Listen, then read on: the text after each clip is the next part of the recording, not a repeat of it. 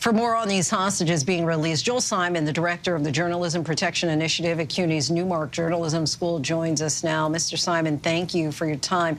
Your reporting has looked at the hostage negotiations being brokered now by Qatar, Egypt, and the U.S., and in particular, the outsized role played by the small Gulf nation of Qatar. What is the status of these ongoing negotiations, and how did Qatar become so indispensable in this process? Well, Qatar has sort of positioned itself as the mediator of choice. They sometimes sort of refer to themselves as the Switzerland of the Gulf, and they've made it a point for, in terms of their own, increasing their own influence and visibility in the region, to be able to talk to all parties.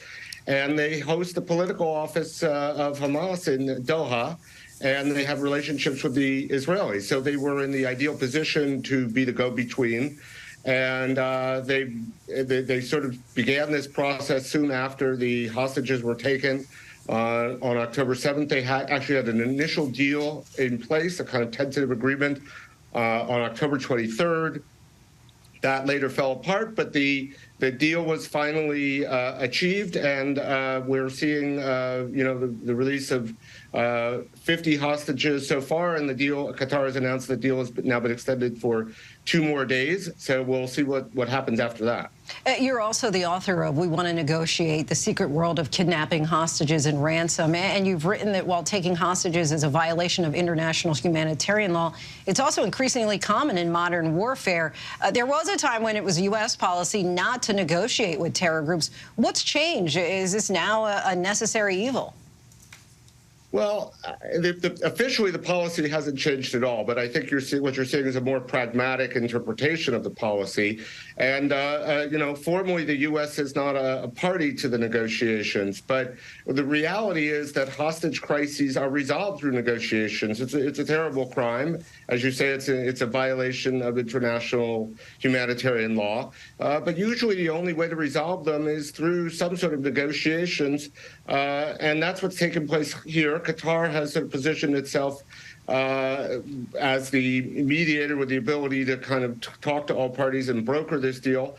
But that's just the reality of hostage taking. And you're right, it's become a feature of modern warfare, and this conflict is no different.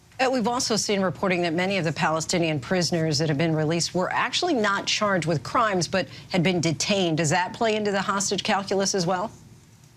I don't think so. I mean, I think the Israelis sort of put forward prisoners who they felt were more palatable from their perspective. These are women and minors, to create some sort of parallel with the hostages who are being released by Hamas, who are also women and children. But I think the real, and it's also very common that Palestinians are detained, large numbers of Palestinians, and they're held in this kind of legal limbo, this kind of administrative detention. So I think, when the Israelis identified the Palestinians who they were willing to release, many of them had this status. What are you hearing about the mood of the negotiations, and how do you expect to see this all play out ultimately? All I know is that, there are high-level discussions still going on in Qatar. There is a hope that there might be some framework to continue extending the ceasefire, to see more hostages released, more humanitarian aid arrive in Gaza. So it's obviously been a grim conflict with so many deaths. So it's obviously positive to see some of the hostages released and humanitarian aid getting to the people of Gaza who have been suffering tremendously. Joel Simon, director of the Journalism Protection Initiative at CUNY's Newmark Journalism School. Thank you so much for your time. Thank you for having me.